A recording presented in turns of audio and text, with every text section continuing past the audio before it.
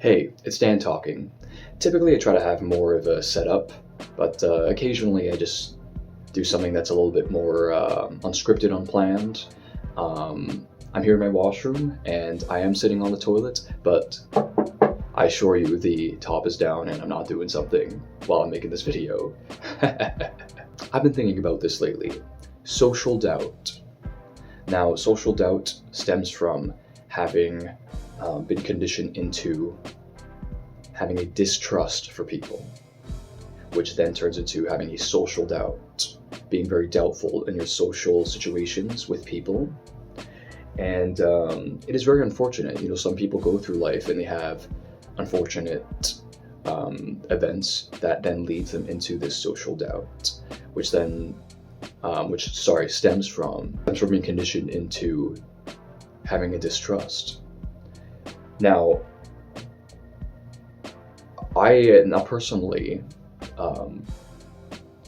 I believe that it is a part of our human experience, and it's actually how we are designed, and what we are meant to do is to actually trust. You have to trust.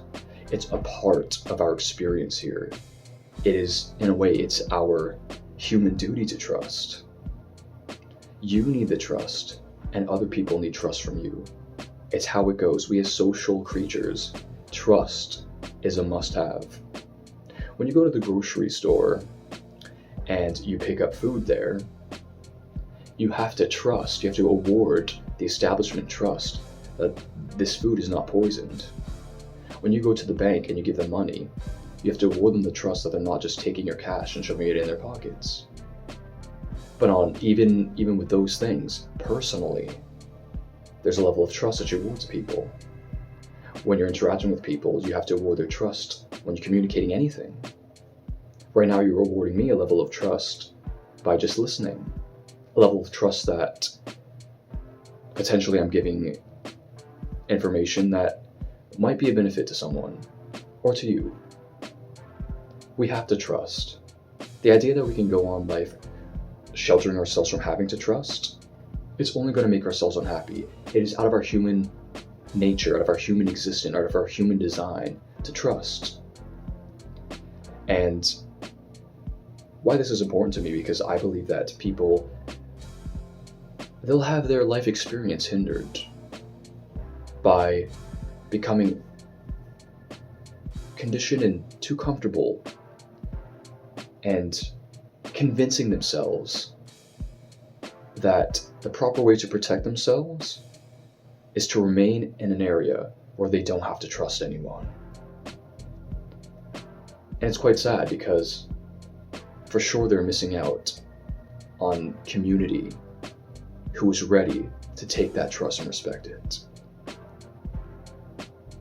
And to anyone who's really found a person where they can finally feel like they can award a certain trust to, it's a magical feeling. And you know what? What if it turns out it's not just one person, but 5 people? One bad apple don't spoil the whole bunch, girl. There's that cheesy song. But one bad apple don't spoil the whole bunch. 5 don't spoil the whole bunch either. Maybe you've been in a toxic environment where you genuinely think you can't really trust anyone, and maybe experience has allowed you to know that you can't. That happens. But just because that community is like that doesn't mean another is. There's freedom in knowing that. There's freedom in being open to that. And being open to the idea that potentially I can stir the strength to trust again and allow people in.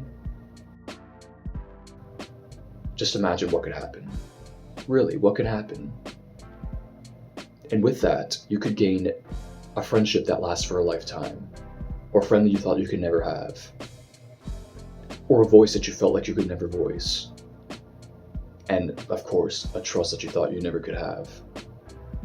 And if you can have it with one person, you can have it with more than one, and that's great. This doesn't mean that you have to go about trusting so deeply every single person. But when we get conditioned and comfortable and convinced in a state of this social doubt that you can't even go around and enjoy community and people, Again, we live on a planet and it's full of people. Some people are actually lined up at your door. That they are actually lined up waiting to love you, and probably a way that you really need. But the only way you'll get there is by awarding them that trust, in putting that mindset, that being on the other side and being having that wall, thinking that you're being protected, of having that distrust. The only way of getting to the other side is by removing that fence. It's not easy, but anyone can make some big changes and see a lot of benefits by just small steps. How about giving it to one person? How about only giving half of that trust? Half. You might find so much freedom in that. Because bottling it up inside alone, and whatever you are going through alone, it sucks. And again, we are social creatures, and I believe inside of us we're reaching out for community or having someone. And again, maybe you have one person, and that's great, but even it continues and contains yourself, with only able to experience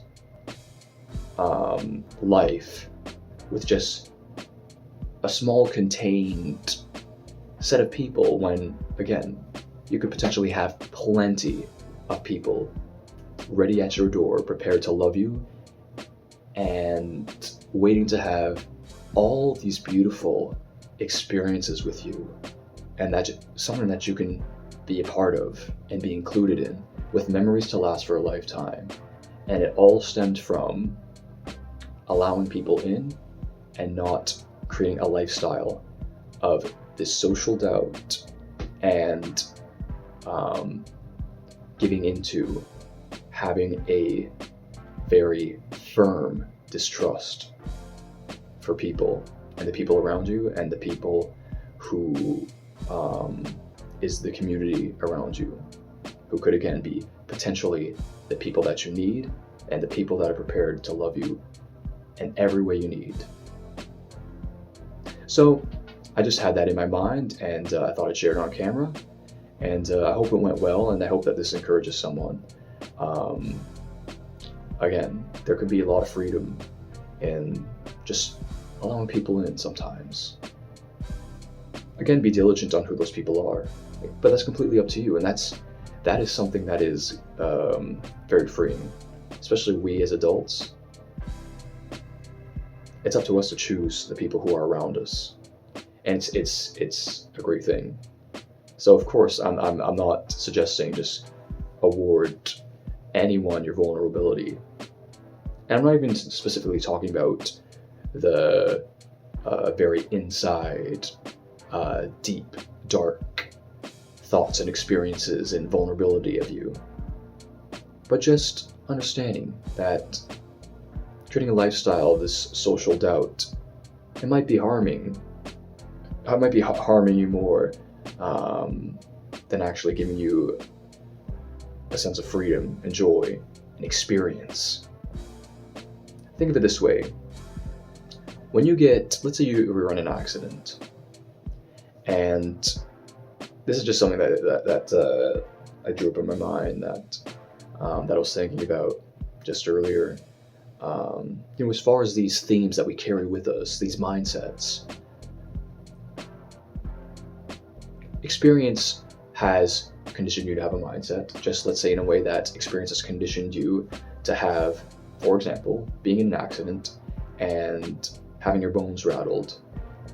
Maybe certain bones are out of place. Maybe at first you don't feel any pain and you're walking and you're like, yeah, I'm fine.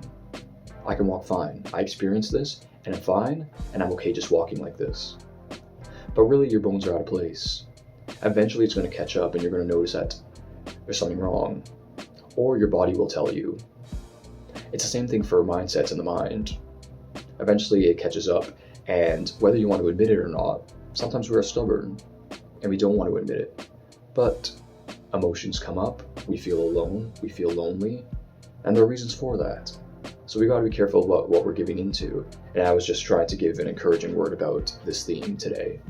And yeah, so thanks for watching. I really hope this encouraged someone out there. And yeah, I really appreciate anyone that's watching. And all the best to you all. Thanks.